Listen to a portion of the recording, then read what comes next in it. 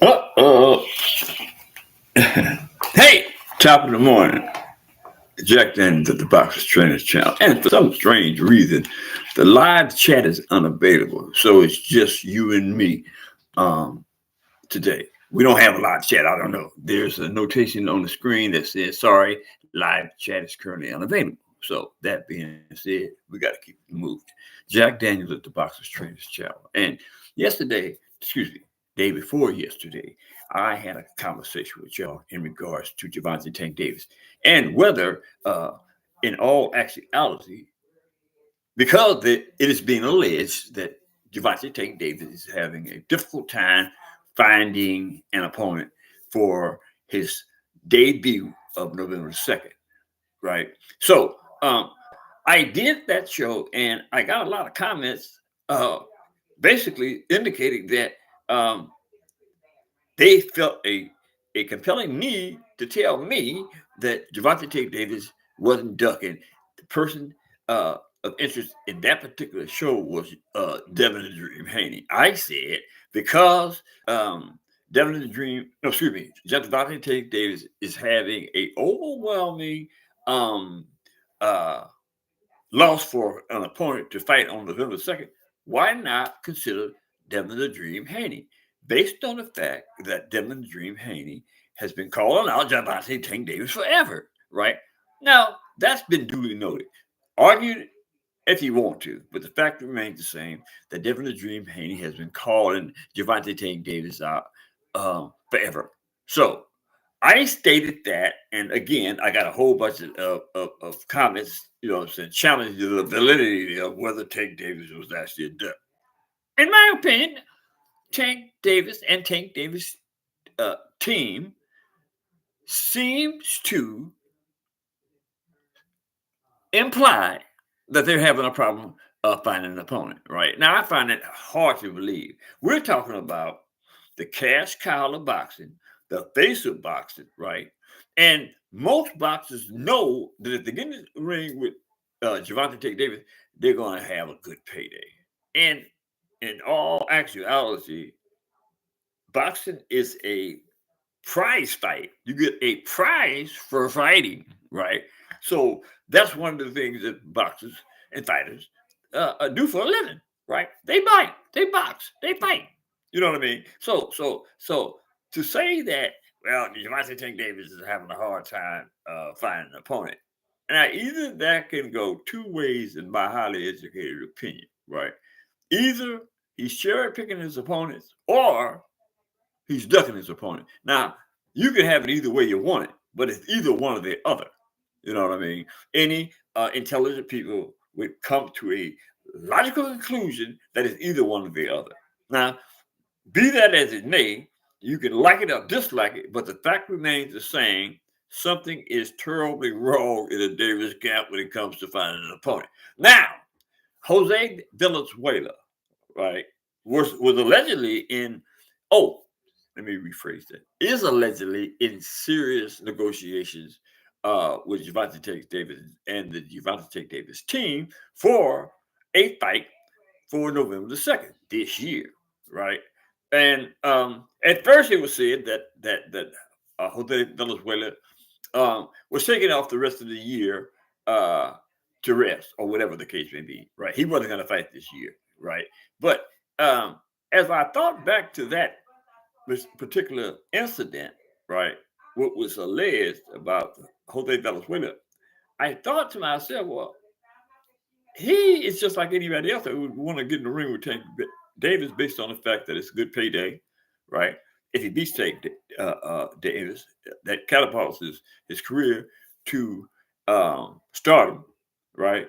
And uh, who knows? That would be a good fight. So I'm thinking now that Jose Valenzuela is using leverage to get the things that he wants for the November of the second fight.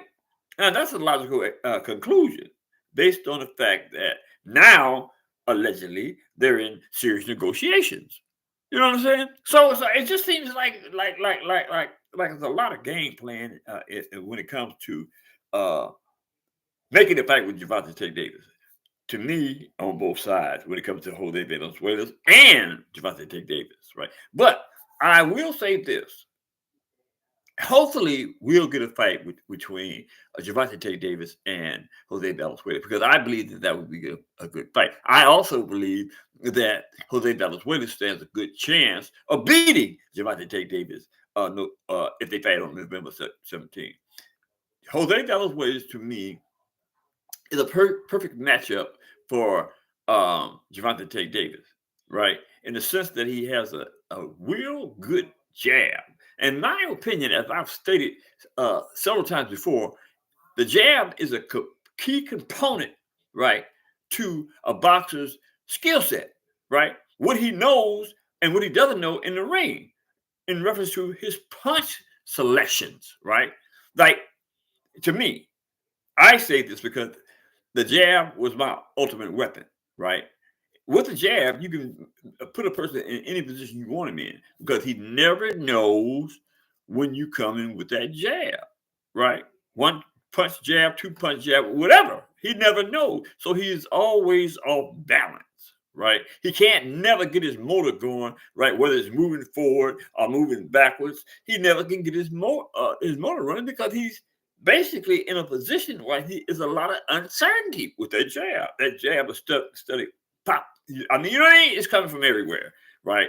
So for Gervonta Davis, who has the tendency to move forward at his opponent, right, with that jab, right, it's going to make that awfully difficult for him to move forward on top of a jab, right? And I said that to say this: Jose Valenzuela had a darn good jab.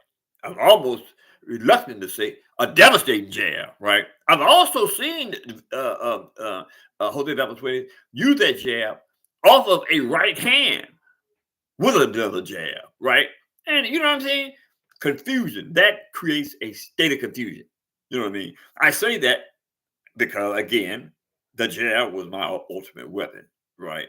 I mean, float like a butterfly, sting like a bee, but keeping that jab in that context, right, was the ultimate weapon for me, right? And I'm certain, I am ultimately certain that if in the event that this fight is to be made, that Jose Valenzuela stands a darn good chance of beating Gervonta Davis. Now, nobody has stated that thus far, right?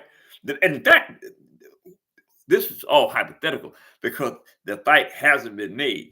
But I think and believe that in all indication is being pointed to this fight is going to be made. Right? I haven't relied on these sources. I'm just basically theoretically conjuring up enough information to infer that this fight is going to be made.